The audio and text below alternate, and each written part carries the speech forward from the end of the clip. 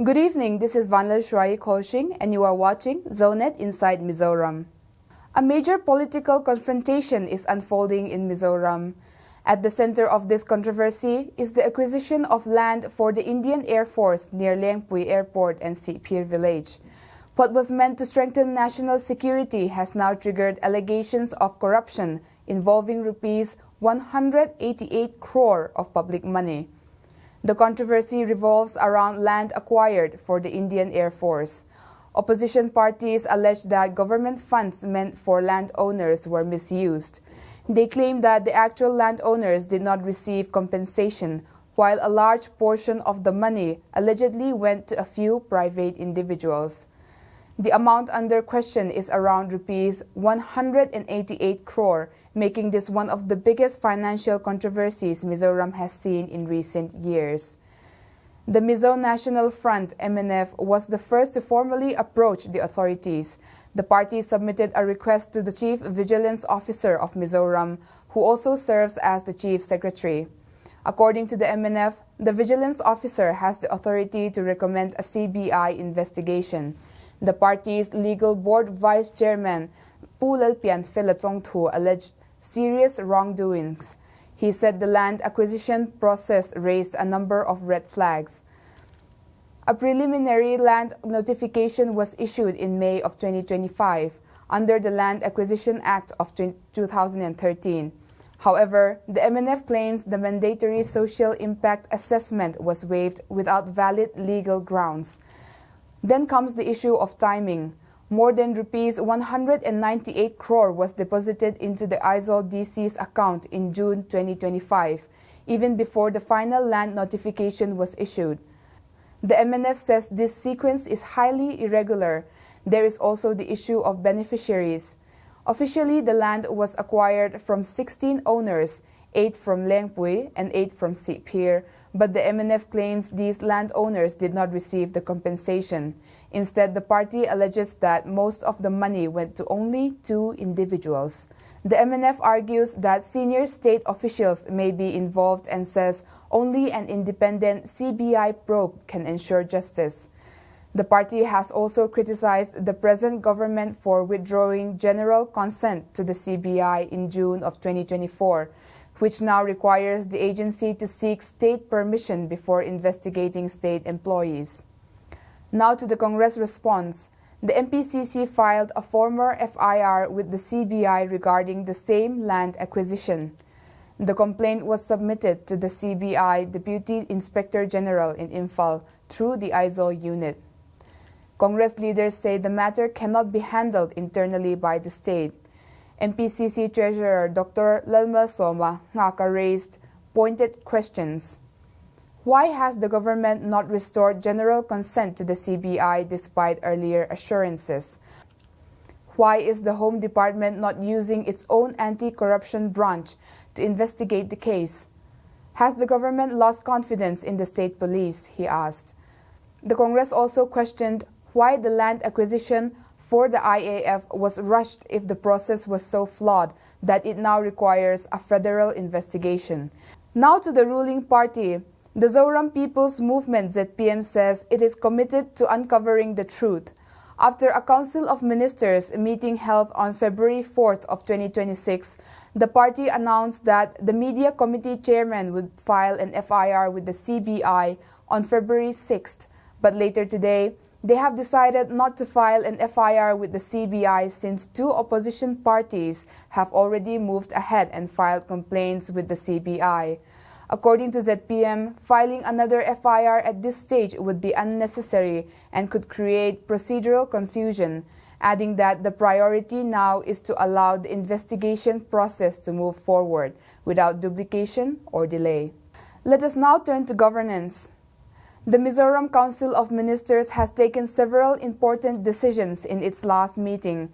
First, on education, the Cabinet agreed to provincialize lump sum grant in 8 schools, provided they meet all legal requirements. This move is expected to bring relief to teachers and staff who have long demanded job security and regular salaries. Second, on border security, The cabinet discussed the center's plan to fence the India-Myanmar border. The Mizoram government reiterated its opposition, citing social and cultural concerns. However, it also admitted a legal reality.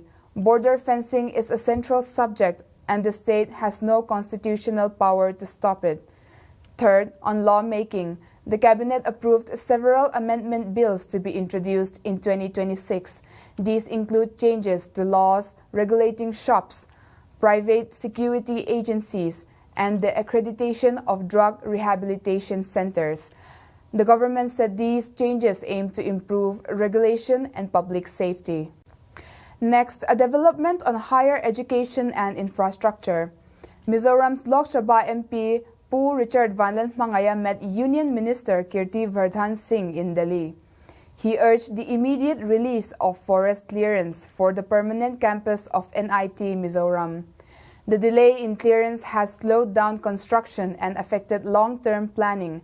The MP stressed that a permanent campus is essential for quality education, research, and regional development. He also highlighted that students from the Northeast deserve the same academic facilities as the rest of the country. The union minister assured that the matter would be examined at the earliest. Now to a story of diplomacy and dialogue. Chief Minister Pulal Duoma met a delegation from the National Defense College. The group included senior Indian and foreign military officers undergoing strategic training. During the meeting, the Chief Minister spoke about Mizoram's unique social fabric. He described the state as peaceful, highly literate, and largely free from corruption. He also highlighted the concept of ngalo door, shops without shopkeepers. These shops operate on trust, where buyers pay on their own. The Chief Minister said this tradition reflects the honesty and discipline of Mizo society.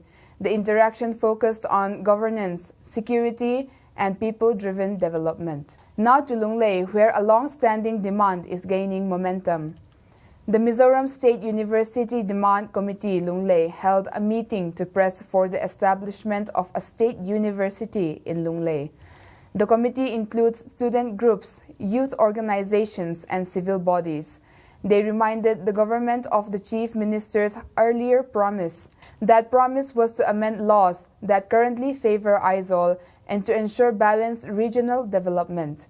The committee urged the government to introduce a new bill in the upcoming assembly session. They urged that a state university in Lunglei would reduce regional inequality and improve access to higher education in southern Mizoram. The demand, they say, is not political but developmental. In another news, Sport Minister Pulal Lavamar inaugurated the Mamit Multipurpose Indoor Stadium yesterday. The stadium was built at a cost of Rs 12.5 crore, funded under the Socio-Economic Development Policy and Special Assistance to States for Capital Investment. Speaking at the event, the minister said the facility should be used to develop athletes who can compete at the national level and beyond. He also said the government's flagship program, Banakai or hand-holding policy, is focused on identifying and training young talents, keeping in mind India's long-term goal of hosting the 2036 Olympics. Mamit MLA Pu H. Lalzirliana welcomed the project and said the stadium would play a key role in shaping future athletes. In the next story, we have a story of innovation and environment. Chief Minister Pulal Duoma chaired a meeting of the Empowered Committee on Investment. The committee gave in-principle approval to FC Tech Energy, a Mumbai-based company. The company plans to set up a plant in Mizoram to convert plastic waste into fuel and clean energy. The project aims to tackle two problems at once: plastic pollution and energy needs. The committee has decided to visit the company's plant in Mumbai for a detailed study. In the same meeting, officials reviewed the process of a ginger processing unit in Kwangleng. The unit being built by a private firm is nearing completion. The government says these projects reflect its focus on sustainable growth, local jobs, and value-based investments. And finally, the theater-based cultural presentation, 25th Bharat Rang Mahotsav 2026, was held on 4th February at Vanapa Hall, Aizol. jointly organized by the National School of Drama, NSD, New Delhi and the Art and Culture Department, Government of Mizoram. Ms. Carol VLMS Dongkimi, Director of Art and Culture Department, attended the program as the chief guest. In her address, she welcomed the gathering and appreciated the strong collaboration with NSD. She highlighted the department's effort to strengthen training in drama, folk arts, and music under the Institution of Music and Fine Arts, IMFA, noting that many have already benefited. She encouraged greater public awareness of these programs, urged interested school students to enroll, and expressed hope for continued and stronger cooperation with NSD. On the same occasion, Mr. Shantanu Bose, Dean of the National School of Drama, spoke about Mizoram's rich cultural heritage and the importance of preserving and promoting its traditions through theater. He expressed NSD's interest in continued collaboration with the state. That is all for tonight. Clear questions, strong claims, big decisions. We will continue to track these stories closely. For now, good night.